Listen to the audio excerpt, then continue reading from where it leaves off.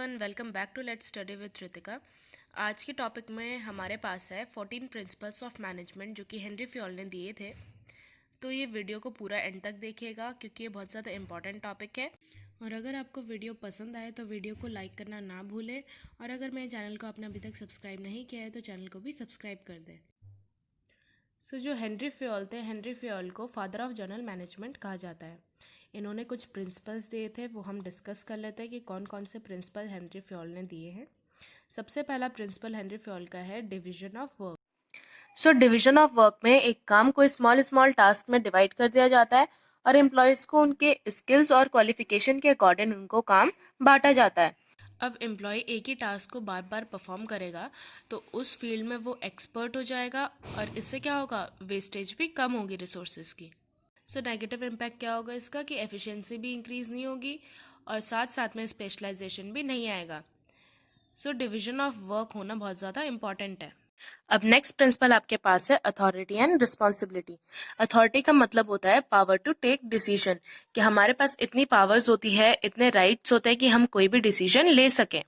और रिस्पॉन्सिबिलिटी का मतलब होता है obligation to complete the job assigned on time, कि हम पे जो भी काम हमें गिवन है उसको टाइमली कंप्लीट करना।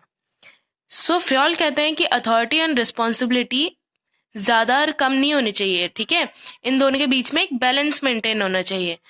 अगर अथॉरिटी ज्यादा हो गई तो मिसयूज ऑफ अथॉरिटी होगा, ठीक है। और अगर रिस्पॉन्सिबिलिटी ज्यादा हो गई तो एम्प्लॉयज खुद को ओवरबर्डन समझेंगे, काम में भी डिले होगा, ठीक है। फॉर एग्जाम्पल, इसको हम एग्जाम्पल लेके समझते हैं।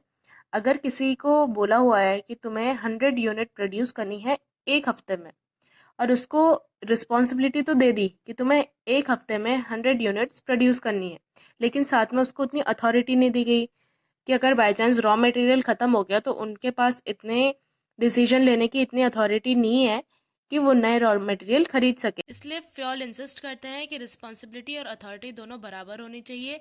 दोनों का एक्सेस भी सही नहीं होता, और दोनों अगर मेंटेन हो, बराबर हो, तो काम भी हमारा टाइमली कंप्लीट हो पाएगा। अब नेक्स्ट प्रिंसिपल आपके पास आता है डिसिप्लिन। अब जैसे कि आप सब जानते ही हैं कि डिसिप्लिन का मतलब होता है कुछ रूल्स एंड रेगुलेशंस या कोड ऑफ कंडक्ट आप इसे कह सकते हैं।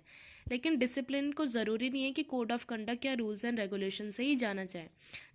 डिसिप्लिन को हम ये भी कह सकते हैं कि meeting the commitments at all levels, कि जब एक एम्प्लॉय एक ऑर्गेनाइजेशन के अंदर काम करने आता है तो उसको अपनी कमिटमेंट्स पूरी करनी होती है। कमिटमेंट्स का मतलब है कि जो भी उसकी रिस्पॉन्सिबिलिटी है, ठीक है, एक ऑर्गेनाइजेशन के टारगेट को अचीव करने के लिए जो भी उसको काम दिया जा रहा है वो अपना 100% एफर्ट्स के साथ कंप्लीट करे। डिसिप्लिन के कुछ पॉजिटिव और नेगेटिव इम्पैक्ट्स बताएं फ्योल ने। पॉजिटिव इम्पैक्ट्स है कि सिस्टमैटिक वर्किंग होगी। अगर पूरा कोड ऑफ कंडक्ट फॉलो किया जाएगा, ठीक है, रूल्स एंड रेगुलेशंस फॉलो करे जाएंगे, तो ऑटोमेटिकली डिसिप्लिन होगा और काम भी सिस्टमैटिकली कंप्लीट होगा। इसके नेगेटिव इम्पैक्ट्स भी है कि इससे कंफ्यूजन क्रिएट होगा, डिले इन वर्क होगा। अगर कोई बताने वाला नहीं होगा, सब अपनी मर्जी करेंगे, ठीक है, कोई टाइम पे नहीं आएगा ऑर्गेनाइजेशन के अंदर, काम ठीक से नहीं करेगा जैसे वो काम होना चाहिए। इससे डिले इन वर्क होगा। तो एक ऑर्गेनाइजेशन के अंदर डिसिप्लिन होना बहुत ज़्यादा ज़रूरी है। अब नेक्स्ट प्रिंसिपल आपके पास है यूनिटी ऑफ कमांड।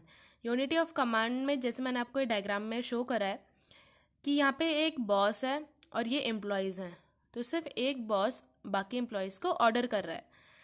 और सेकंड डायग्राम में यहाँ पे 3 बॉस हैं और ये एक दूसरे एम्प्लॉयज़ को सबको क्या कर रहे हैं, अपने अपने ऑर्डर्स कर रहे हैं। तो इससे क्या होगा, एम्प्लॉयज़ कंफ्यूज हो जाएगा कि किस बॉस का ऑर्डर पहले एग्जीक्यूट करना है।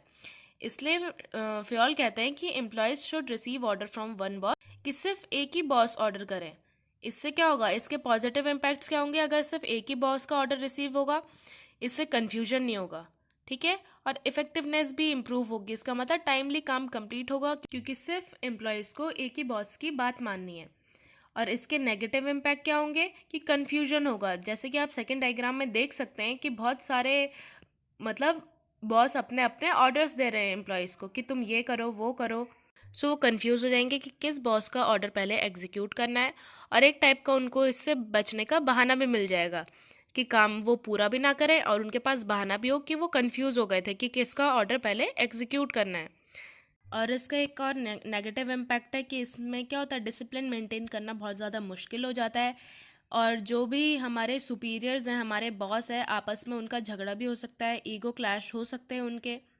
इसलिए फ्योल इंसिस्ट करते हैं कि यूनिटी ऑफ कमांड में हर एम्प्लॉय सिर्फ एक ही बॉस से ऑर्डर रिसीव करे और एक ही बॉस का ऑर्डर पहले वो एग्जीक्यूट करे। सो एवरीवन, आज की वीडियो में बस इतना ही। आज की वीडियो में हमने सिर्फ फ्योल के 4 ही प्रिंसिपल पढ़े। नेक्स्ट वीडियो में हम उसके कुछ और 4 प्रिंसिपल्स पढ़ेंगे। अगर आपको कोई भी प्रॉब्लम आई हो इन 4 प्रिंसिपल्स को समझने में तो आप कमेंट बॉक्स में मेंशन कर सकते हैं। और अगर आपको वीडियो अच्छी लगी तो वीडियो को लाइक ज़रूर करिएगा और ज़्यादा से ज़्यादा शेयर करिएगा। और अगर आपने मेरे चैनल को अभी तक सब्सक्राइब नहीं किया है तो चैनल को भी सब्सक्राइब कर दें and don't forget to hit the bell icon ताकि आपको नोटिफिकेशन मिलती रहे।